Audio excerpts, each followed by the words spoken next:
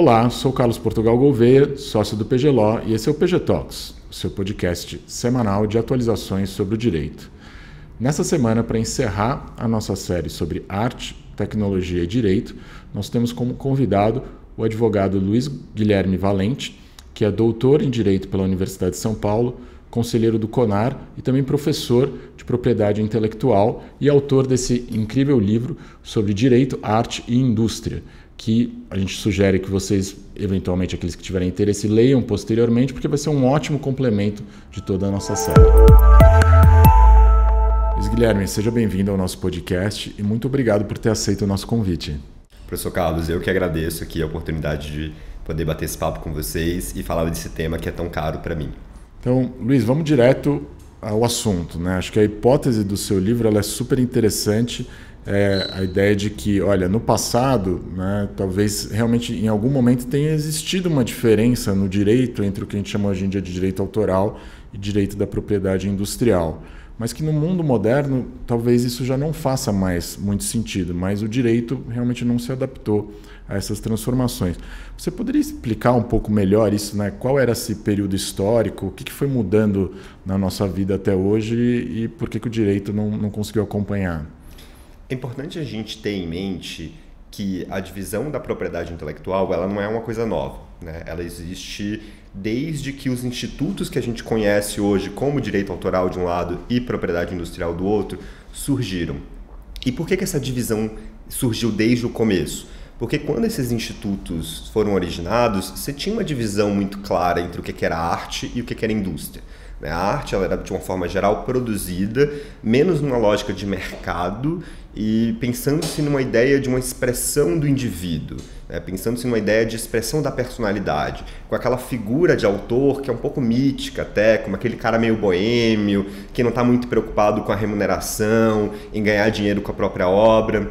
É nesse cenário que a gente vai ter o surgimento desses institutos de forma separada. Acontece que, de pelo menos um século para cá, as coisas mudaram muito, né? Se a gente olha a evolução da arte no século passado, e quando eu falo evolução da arte, eu não estou falando só de um ponto de vista conceitual, eu estou falando mesmo das formas de produção, das dinâmicas econômicas, das funções que a arte exerce na sociedade. A gente teve uma série de movimentos que foram mudando bastante o papel da arte e aproximando ela de uma lógica comercial, de uma lógica de mercado, e também aproximando da criação de itens utilitários. E, Luiz Guilherme, acho que um dos conceitos mais legais que você trabalha no seu livro é o conceito da economia criativa, né? Então, queria que você explicasse um pouquinho melhor para a gente o que seria essa economia criativa, né? Por que ela mudou tanto a nossa vida e a relação entre a arte e o direito?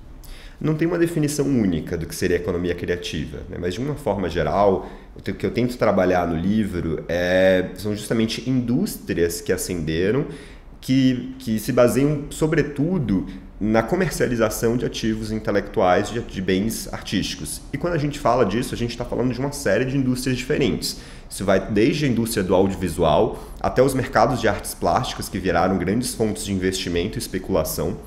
A gente fala também de outros tipos de mercados, como o mercado fonográfico e musical, que hoje ele passa a ser distribuído em plataformas digitais que tem uma lógica econômica muito diferente de mesmo meio século atrás.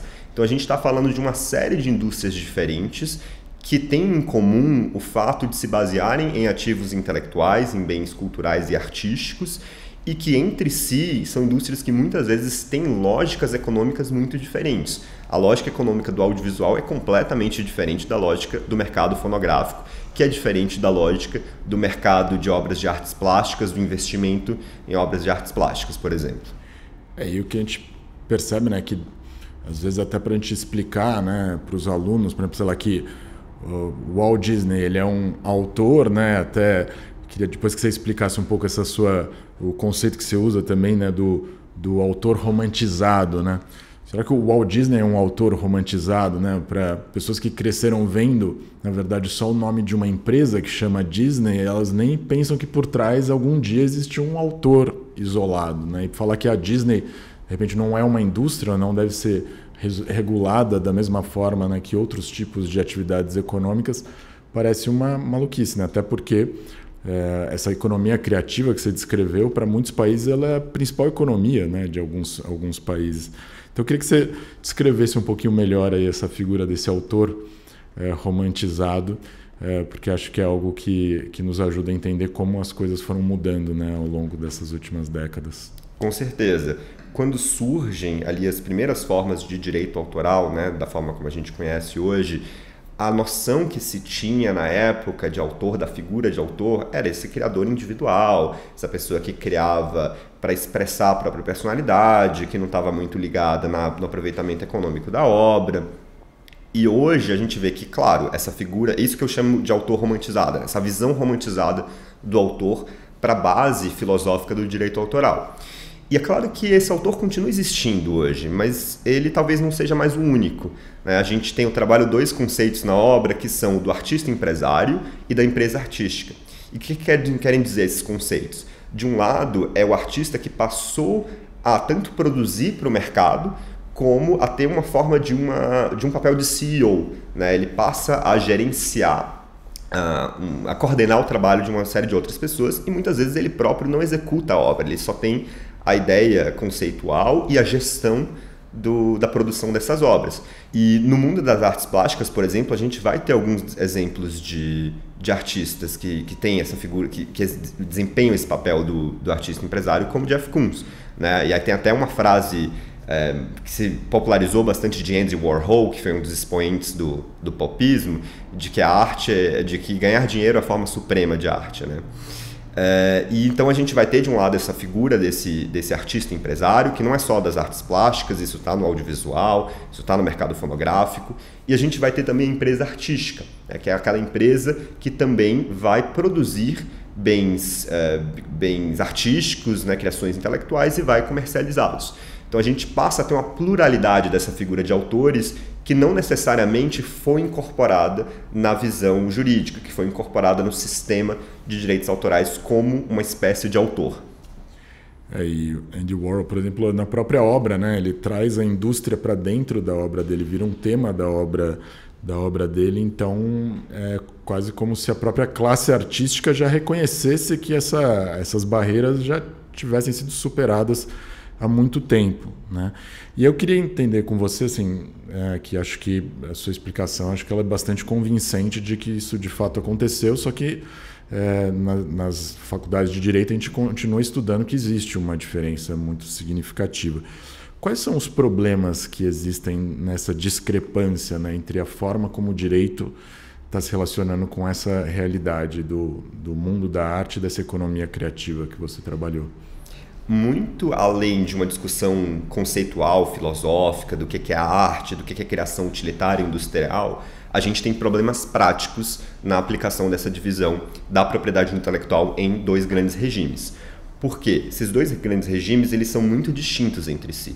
A proteção que é dispensada pela lei para os direitos autorais, né, ou seja, para as obras artísticas, científicas e literárias, é uma proteção muito diferente daquela que é concedida para os registros de marca, as patentes de invenção e os registros de desenho industrial, por exemplo.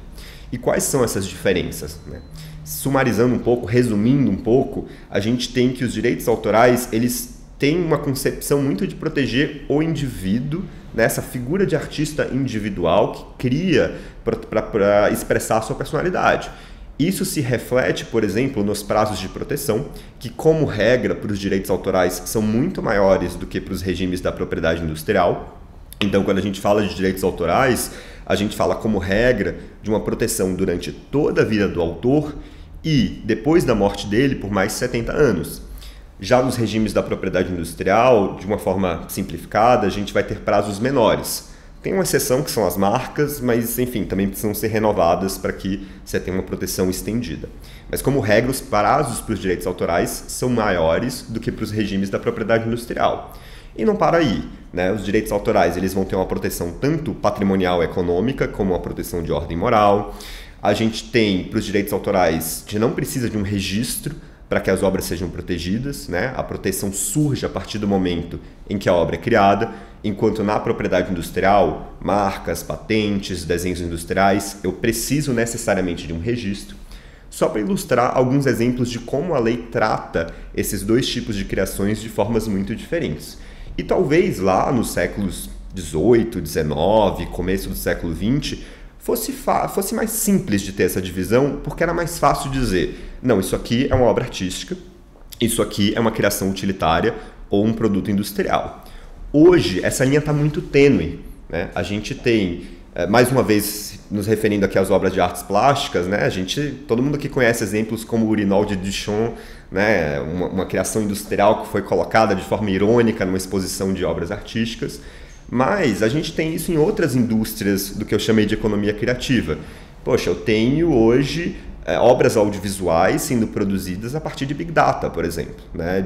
Para o streaming, pensando, a partir da plataforma de streaming, eu capto as preferências do consumidor e eu crio uma obra talvez menos para uma expressão artística pessoal de um indivíduo só e pensando em atender uma demanda de mercado. Então faz sentido a gente ter tratamentos tão diferentes nesse cenário? E segundo ponto, como é que, no caso concreto, eu diferencio? Não, isso é uma obra artística, direitos autorais, ou isso é uma criação utilitária? E isso se reflete em uma série de indústrias que são economicamente muito relevantes hoje. Talvez o maior exemplo seja o design e a moda. A gente já tem no Brasil uma judicialização relativamente grande quanto à proteção de artigos de moda.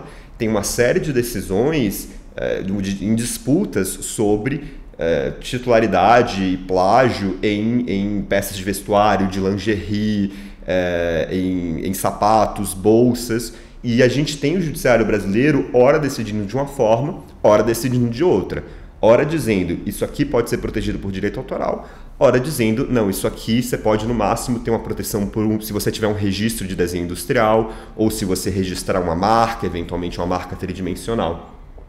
Isso gera insegurança jurídica em indústrias que são economicamente muito relevantes hoje no nosso país. E, Guilherme, realmente quem acompanhou a nossa série viu, né, vários empreendedores falando dessas dores, né? Talvez não com tanta técnica, mas ficando claro que eles no dia a dia sofrem com esses problemas. Então acho que a minha questão para vocês, que acho que pode ser a questão de muitas pessoas que estão nos ouvindo, seria quais foram as possíveis soluções que você encontrou para esses graves problemas na sua pesquisa? Essa é a pergunta de ouro, né? E aqui, inclusive, é importante eu deixar de lado qualquer pretensão de dar uma resposta única e universal.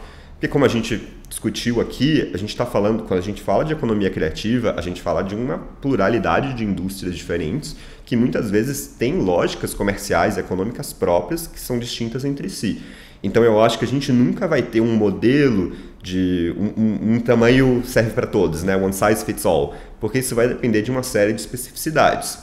O que eu tentei olhar na tese na pesquisa que deu origem a esse livro temos algumas críticas aqui a configurações dos direitos autorais e da propriedade industrial, temos alguns modelos alternativos sendo propostos como Creative Commons, e esses modelos eles endereçam o problema que eu identifico como o problema central aqui, ou seja, uma dificuldade de adaptação dessa divisão da propriedade intelectual para um cenário de economia criativa.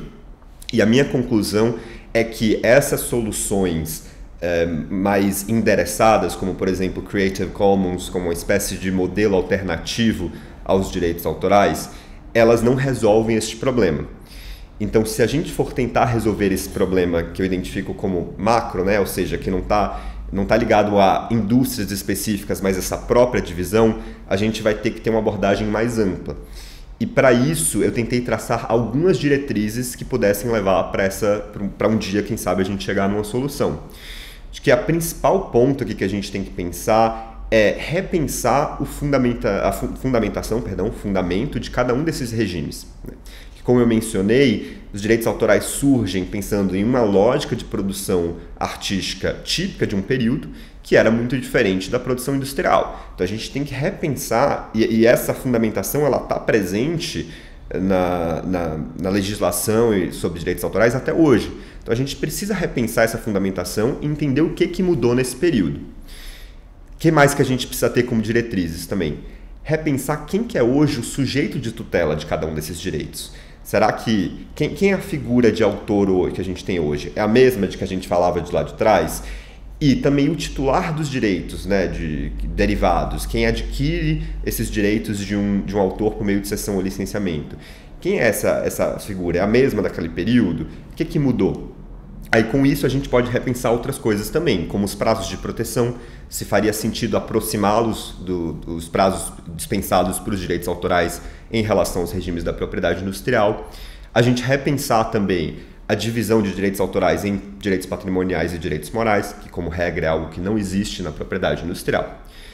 E outro ponto que a gente, só para mencionar algumas das diretrizes que a gente pode pensar para chegar, quem sabe, chegar a uma solução. Mas a gente sempre tem que ter em mente que qualquer alteração legislativa, ou mesmo decisões judiciais, não podem se partir apenas de uma questão de convicção pessoal ou de uma ordem filosófica. A gente tem que pensar nos efeitos sociais e econômicos práticos dessas alterações. Isso tem que ser trazido tanto para os debates judiciais como para os debates legislativos.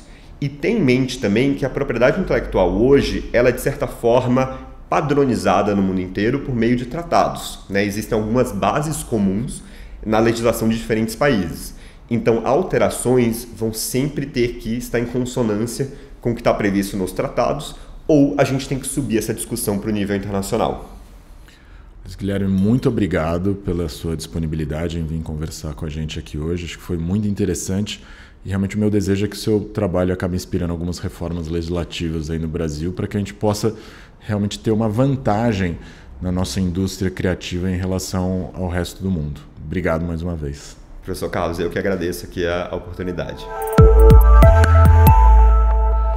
Gente, infelizmente estamos encerrando aqui a nossa série especial sobre arte, tecnologia e direito, no qual a gente discutiu vários temas interessantes, né? Alguns mais focados na parte de tecnologia, né? Como por exemplo, como que o blockchain está sendo utilizado, né, para comercializar alguns tipos de arte, outros focados realmente em novas formas de arte, como por exemplo o surgimento das artes em formato exclusivamente digital, e também a relação existente entre os direitos autorais e os direitos da propriedade intelectual no aspecto mais propriamente jurídico. E a gente ficou muito feliz com o retorno que a gente teve de vocês em relação a essa série. Então o que eu poderia dizer é que estamos aqui encerrando a nossa série, mas não vai ser a última vez que a gente vai tratar desses temas aqui no nosso podcast. E para vocês que gostaram das discussões que nós tivemos, por favor, nos sigam nas nossas redes sociais, né, no YouTube, no LinkedIn, no Instagram e no Facebook, utilizando o nome do nosso escritório, PGLAW, PGLAW. E se vocês tiverem sugestões, por favor, nos mandem comentários pelo e-mail info@pglaw e esperamos vocês na próxima semana para os próximos episódios. Muito obrigado.